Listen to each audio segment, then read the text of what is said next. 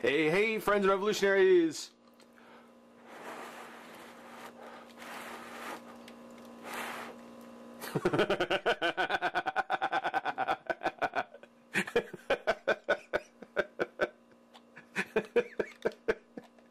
That was fun.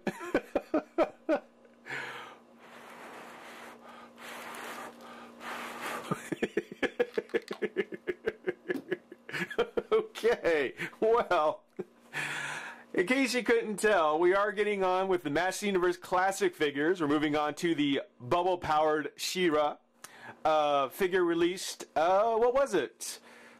Last month? Month before? Yes, month before. November figure, actually, along with Hurricane Hordak.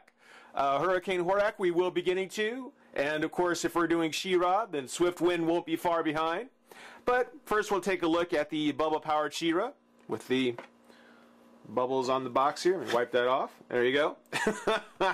Her shipping box, Master Universe Classic packaging, logo, title, Master Universe Classic Creative Character Contest, game ends 12/31/2012. Submissions are over. Submissions are over.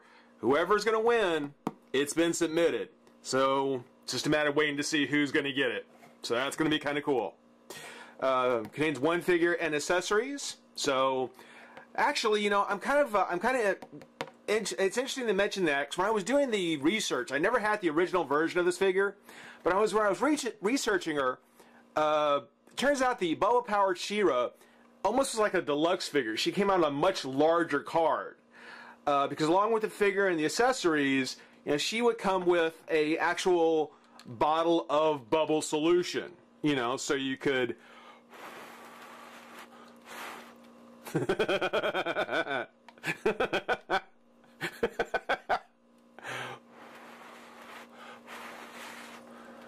just going to do this randomly throughout the video, just because you kind of forget how much fun that is when you grow up. But that's the shipping box. Inside, of course, we do get the figure, the Princess of Power herself, and her bubble power armor, bubblegum pink, bubblegum pink armor, bubblegum power, whatever. Most powerful woman in the universe, I will agree. There she is. There's all her goodies. But yeah, she had all of her accessories. It was the figure, and it was on a larger card because there was actually the kind of half-size bubble solution, which was kind of cool. It's a shame they didn't do that here. That would have been a great throwback, a great tip to the fans if they had packaged her in a slightly larger box, kind of sprout the accessories a little bit, and put a little bubble solution in there. That would have been very, very cool. Such as it is, we do get the dimple on the front, the lightning, the air holes, all the traditional Master Universe good stuff. So, yay. On the back, we've got all the other kind of Princess of Power related characters. Catra, Hordak, Leech, Bow, Adora, and then of course, bubble-powered She-Ra. Yeah, okay. You know, it would have been interesting if bubble-powered She-Ra, Power Armor He-Man, or Battle Armor He-Man, Battle Armor Skeletor, you know, go ahead, let's do the variants. You know, let's do all the variants on the back. No, don't want to do that. Don't want to let people know they're just same figures being re-released, which isn't quite true, and I'm rambling. Okay, so, on to the bio. Real name, Adora of the House of Randor.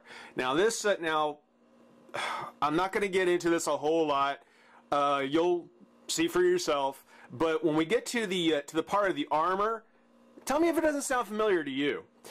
After crossing from Etheria to Eternia with the help of Light Hope, She-Ra joined forces with her brother and the Masters of the Universe, we should stop using that, who were caught in a four-way war with the Snake Men, Skeletor, and Hordak. No, they weren't. She used her clone sword, no, what is it, to harmonize with and channel the power of Grayskull to form new arms and armor in the midst of battle. Doesn't that sound a lot like how He-Man can use his sword to craft new armor for himself? Didn't sound like they kind of stole that? Let's see here. Her bubble power armor greatly enhances She-Ra's stamina and allows her to funnel great fumes of energy at her foes. not quite. She remains on Eternia to fight off evil until both she and He-Man were called to the stars to fulfill their destiny, traveling to this tri-star system to end the oppression of the evil Horde Empire. No, they didn't. But, yeah, I guess in She-Ra's case, I can kind of let it go because in the show, she would be seen often holding up her sword and transforming it to all other kind of things. She-Ra would do that, so I'll let that slide, but only that because the rest of it is okay. Maybe that's well. You know what? Let's go ahead. I know you're eager to find out the real story behind the Bubble Power armor, so let's go take a look at that, and then we'll get back and we'll talk more about the sword, the figure, and what they're saying is what's going on. Be right back. Much like her brother He-Man, and Barbie for that matter, Mattel treated She-Ra to several different wardrobe options, including the bubble-powered She-Ra that was featured in the Minicom Don't Rain on My Parade. Released back in 1987, the later Princess of Power issues actually began an interesting reversal in the Minicom style. In the early He-Man and the Master Universe Minicoms, stories were presented in much more of a storybook rather than comic book layout. Usually a single picture per page, with the entire story being told in the text, usually at the top or bottom of the page.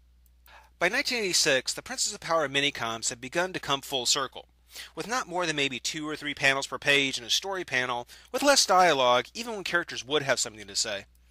Now, whether the return to the storybook style was just more appealing to the girl market they were trying to reach, or if it was a cost-saving measure that often happens both at the start of a series and, sadly, at the end, is something we probably may never know.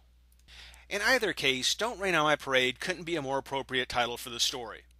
It opens with Adora and her friends preparing for the Parade of Happiness. Even Sundance, Moonbeam, and the magical swan Enchantra are being gussied up by Glimmer and Flutterina. Once everyone's ready, Adora saddles up Spirit to take the lead of the parade through the Whispering Woods. That is, of course, until she hears an uproar from behind. She turns to see the Black Cat troublemaker Catra sporting her own new costume. The story actually shoehorns the Horde into the story by Catra hissing that the parade is just a further defiance of the rebels with all their fun and good times. Now, this could be one of those times that I think the Horde had nothing to do with it. This is just a case of Catra jealous because she wasn't invited to the party. Glimmer's quick to deal with Catra, but despite Bo's best effort, becomes the first to get hit by Catra's new Shower Power Blaster, which just goes to show that not all cats hate water, which is probably more than I can say for the now drenched and dreary rebels. Adora realizes that this is a job for She-Ra, so they ride into a grove of fruit trees, not regular trees mind you, but fruit trees, because that's what the story says, and there she transforms Spirit into Swiftwind and herself into She-Ra, sporting new pink bubble armor. If you're like me, you've probably always wondered when we would see He-Man or She-Ra transform wearing new armor, did they already know that they would have it on, or were they just as surprised as we are? I had to wait until the Thunder Punch He-Man to come out to find out, but I promise to share it with you once we get to him. Back to the story, She-Ra swoops in, bubble blower filling the sky. She also gives what might be the hokiest line in the history of the Masters of the Universe. You can try and burst my bubble, but don't rain on my parade. Cliché, you might say? Certainly not something Catra seems to take too seriously. But in fact, that's exactly what's happening, as Catra is shocked to find out when she takes aim at She-Ra with her shower blaster and pulls the trigger. She finds she can only burst a few, but can't completely cut through the field of bubbles created by She-Ra. She-Ra's swarm of sudsy spheres surround her friends, protecting them from Catra's attack, again lifting their spirits, and with the light of their smiles, along with She-Ra's bubble power, creates hundreds of rainbows, making the rebels even happier. Realizing she's outmatched, Catra scrams, leaving the heroes to their parade and living up to its name of happiness. Like in the Filmation show, the story ends with Lookie giving the happy thought of the day. But for me, I can't help thinking of what might have been if Snout Spout had remained a member of the Horde. How might the story have gone if She-Ra's bubble power had been forced to deal with Catra's shower power and Snout Spout's, well, Snout Spout? Also, I thought it'd be neat to show you guys the back of the Minicom that features figures that were available at the same time. It includes the Coming Star Sisters with the tagline, "They'll dazzle you." Yeah, just 25 years later.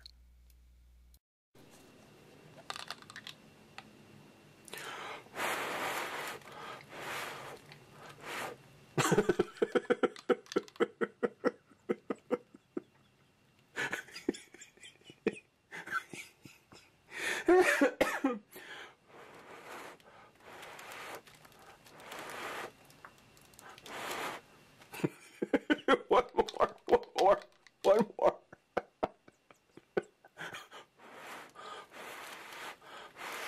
Ah, that was no good. Oh, well, okay. You get the point. We now have the bubble armored She-Ra out of her box, ready to take a look at. And darn it, you know, I don't know why Mattel can't get She-Ra right. I don't know what it is, but I give them credit for trying, but wow. This is just strange. This is a strange situation.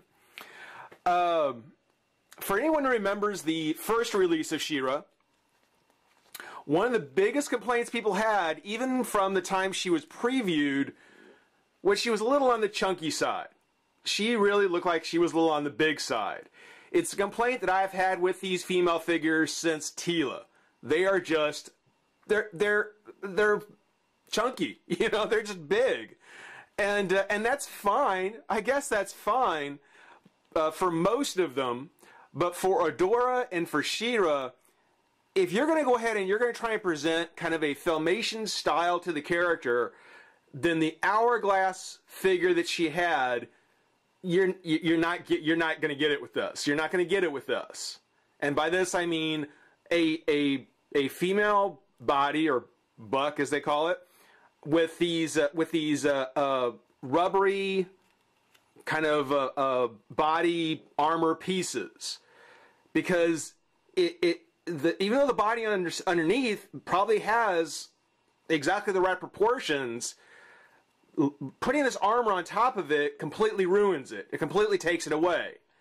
So even though she may look, you know, as far as reality goes, she may look like a more accurate kind of female fighter, she doesn't carry that hourglass figure that the Filmation character had. She doesn't have it. Adora doesn't have it. And it was something that people complained about, rightfully so. I was one of them. I mean, she's not bad, but it would have been a welcome change to have gotten a redesign on her. Well, Mattel said they would, and they did. And then instead of just giving us a She-Ra 2.0, which is what it was constantly being called, 2.0, they decided to go ahead and actually do a new version. You know, why do the same character again when you can re-release her, add in a few accessories, and kind of create, you know, and bring back another one of the versions that they originally had, just like Battle Armor He-Man. You know, why not bring back Battle Armor She-Ra, or in this case, Bubble Armored She-Ra? Well, the reason you don't do that is because you now have the same problem. It's something where underneath, I mean, they have the buck, the redesigned buck. Great. I'm really looking forward to see how the Sorceress is going to look. You have the redesigned buck. You have the body armor underneath with a skirt and her top. But then you go ahead and you put this third piece, or the second piece of armor, on top of that. So that now, that chunky look you were trying to avoid, that chunky look people were trying to get away from, you got it again. You've got it again. You again have the chunky She-Ra, which there's a solution to. There is a solution to. And we'll get into all that here in just a few seconds, or a few minutes. Looking at this figure, as it is here, a couple of pluses. Well, one major plus. Well, okay, one plus. I won't say major. The head. You can see that she comes with the regular kind of just head with hair. You know, no sculpted tiara like from the cartoon. She actually has the separate piece that goes on, that actually clips on, like so. Unlike the original, which actually had the peg in the head. Awful idea. Awful idea. I mean, it worked. It worked. But you can see the clip works just fine as well. The only drawback to the clip that I can find, and I want to believe that they could have found a way around this, was that with She-Ra's tiara, the first She-Ra, you could wear it one way or the other. And that actually is a very cool look. I actually like how it's kind of that mask that she's wearing there. Here, on her tiara here, it does look to be like eye holes or mask holes. And it looks like you could almost get it to go on. But the clip sits so high on top of her head that it'd be very tenuous as to whether or not that would pop off at some point. At any point, it could just shoot straight off, and if you're not paying attention, and if you don't keep her on a shelf where it might, hit the shelf or something, yeah, this could wind up under a piece of furniture, under a bed, chewed up by the pet, what have you. It's a cool look. I wish that they would have worked a little bit more on how that clip holds on so that you could have worn it this way or this way. But good thing, the redesign on this style head, very, very nice. I like how they went through and reworked the head and actually went back to a clip. That's actually very cool. The drawback is this is the only head it comes with. It doesn't come with the tiara head like the Filmation character had. I don't think it would have been all that out of line to take a tiara and then paint it in the pink with little glittery color, kind of a light pink glittery thing, and package this with two heads. I don't think that would have been asking too much. Didn't happen that way. So that's, as far as the head goes, that's the major complaint I have there. Really, when you're looking at the face, though, when you're looking at the She-Ras, the sculpt of the face is exactly the same. The expression's the same, the paint's the same. Her eyes are still staring up into I don't know what. The hair color on the Bubble Armor She-Ra actually seems to be much lighter than it is on the first version. On the original version, it was a little more red. It was a little warmer. It's actually very nice. I really like the paint that they put on this one. On the Bubble Armor She-Ra, I mean, it's still nice. It just looks a little pale. Looks a little washed out. It doesn't quite look as warm as it does with the She-Ra 1.0. Her cape, she does have a gold cape now, which, when you think about it, the gold cape, they really could have used this in the 2-pack with Supergirl. And I'm going to get back to that figure in a moment, but this gold cape, no reason why they couldn't have packaged this in for the one with the Supergirl to make her a little more different.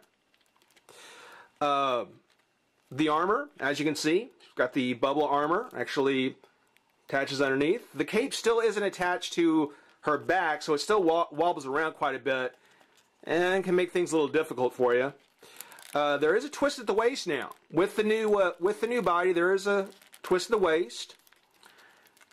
They went through and they put a cut in the side of her leg on her skirt. So she's got this thigh cut skirt. Nice.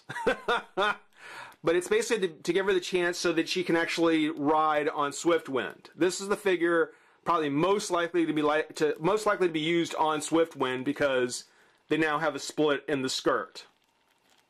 Smart decision. Smart solution. Taking a look at some of the other differences, here she actually has a little more detail, like the Bubble Armor She-Ra vintage figure did. A little more detail on the wristbands, as well as on the boots, which I think look fantastic. I love what they've done here. Looks great. And let me reset my camera just for a second. I mean, it's something where I am very, very pleased with what we have, or part of what we have. It is a nice figure. The arms come up and out. There's a twist at the shoulder, twist the bicep, elbow, wrist. nothing, no crunch. They have not yet added a crunch to the female figures, but like I said, there is the waist twist. The head is on a ball joint. Now, between the tiara and her hair and the cape, it's not going to move a whole lot. You'll get left and right turns, but yeah, the ball joint, not going to be a whole lot of use out of it. The legs have a twist at the top of the thigh. They come up, out as you saw, bend at the knee. Twist of the boot, which is kind of tight, and at the ankle. Now the rocker on the ankle on my left foot is a little loose, and I don't know if you can hear that, but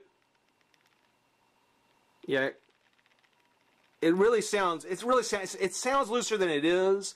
But when I first got her and I was kind of, trying out the articulation, I kept hearing this rattle and I didn't know where it was from, and it turns out it's the rocker on this foot. And again, it's not a weak joint. She stands up just fine. But it is kind of distracting whenever I'm trying to pose her, or whenever I'm doing something with her. So, nah. Okay. So this is the figure as it is packaged, as she's meant to be. If we take the tiara off, and actually we do have to pop off her head, which they didn't make popping the head or the head on or off any easier, which makes this process even less fun. We can actually take the battle armor off and get a look at the new body style, which, had they just packaged this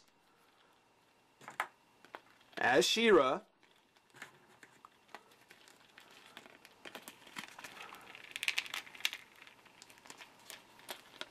I think she now has the right body proportion. She has more of the hourglass figure. She looks much more like the Filmation series intention, or the design. I like it quite a bit. My biggest complaint here is that when you look at the leaf pattern, is certainly larger, and it's just more elegant, I think, here. I think a much more elegant, much nicer here. But this is all one piece. This is an entire body piece to work with. Here, because they decided to give her the waist articulation, and the head's still not going on. We'll get to it later. It's okay, we'll have to pop the head off in a minute anyway.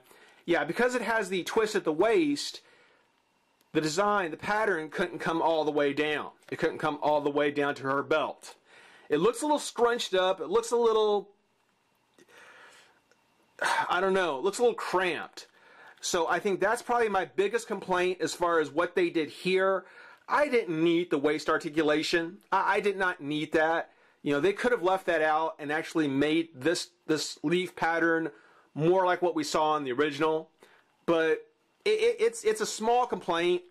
Some people may be more bummed about it than others. I don't think that it was necessary to necessarily put the twist on the waist. Not if we could have gotten a better look at the design on the front. But that's me. That's me.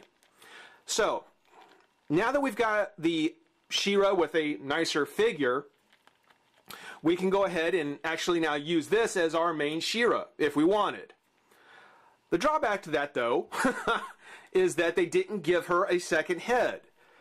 You have to put this tiara back on her, which is an incorrect accessory if we're using her just as a regular She-Ra.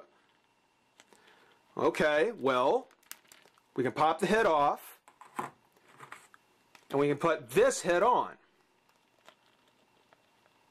Not bad. It's not bad at all. I would be quite satisfied having this She-Ra on the shelf. I would be quite satisfied.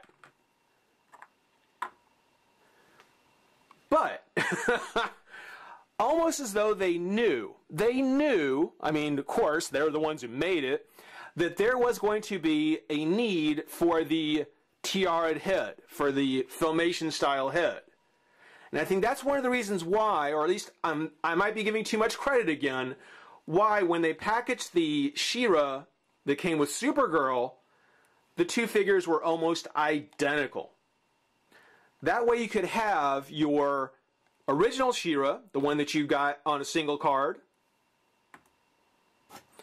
and yet you'd still have one that you could use to take off the head, take off the red cape, and be able to swap onto your Bubble Power She-Ra.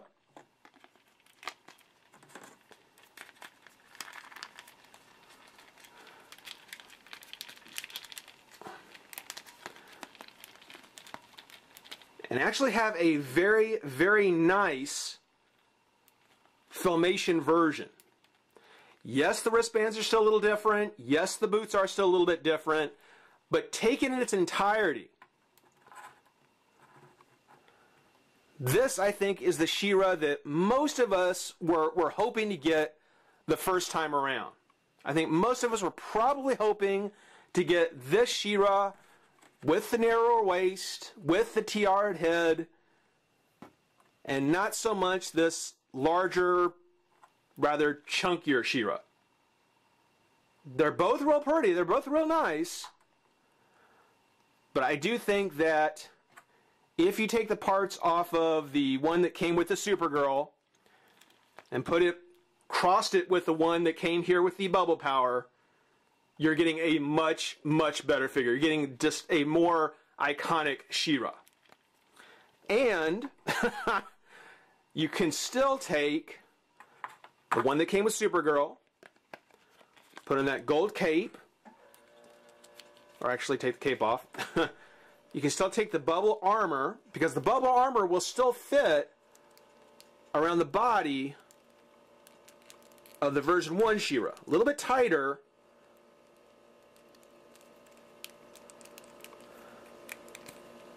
but it will still fit.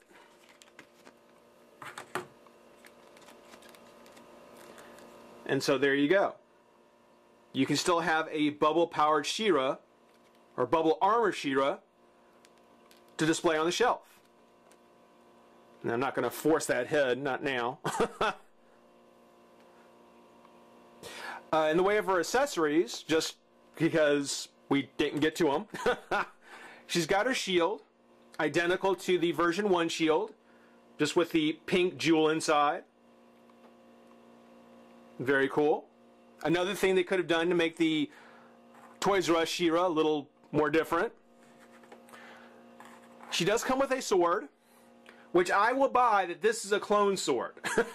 This looks nothing like the sword that she had before. Doesn't even have the right shaped jewel. It's just very much a kind of a feminine kind of pinkish star thing.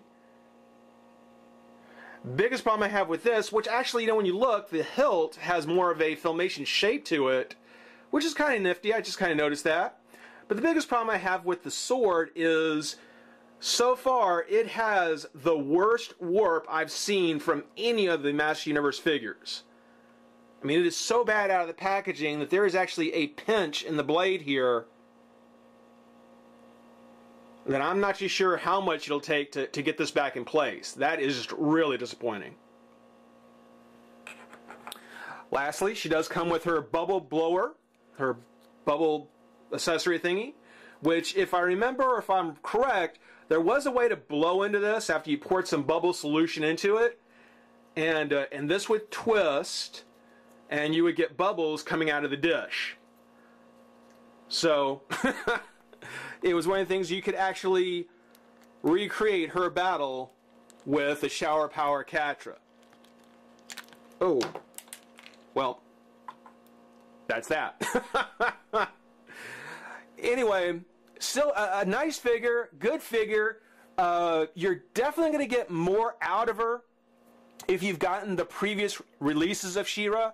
Not necessarily the Toys R Us one, not necessarily that one, but if you did pick up a spare She-Ra, or if they make another She-Ra available again at some point, you'll definitely get more out of her if you can get a spare in some way, shape, or form. Otherwise, yeah, good figure. And definitely one I plan on having fun with. So, you know, once we get Swift one out, it's going to be, it's game on. Game on. Hope everybody enjoyed watching. Rate, comment, subscribe, join the revolution. We'll see you soon.